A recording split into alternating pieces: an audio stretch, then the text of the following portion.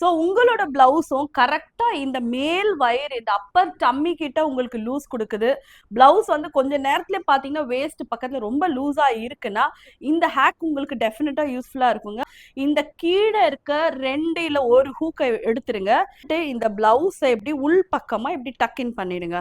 And இதுலயும் வந்து இந்த பிளவுஸை இந்த உள் பக்கமா இப்படி மடிச்சு கொடுத்துருங்க. ஸோ கடைசியா நமக்கு எந்த ஹூக் இருக்கோ, இப்போ பார்த்தீங்கன்னா எனக்கு இந்த ஹூக் இருக்கு, இந்த ஹூக்கை வந்து இதோட ஈவன் அவுட்டா அப்படியே போட்டுருங்க. ஸோ இந்த மாதிரி டக்கின் பண்ணி போடும்போது இன்ஸ்டன்டா வந்து பிளவுஸ் வந்து பாடியோட நல்லா ஃபிட்டிங்காவே உங்களுக்கு இருக்கும்.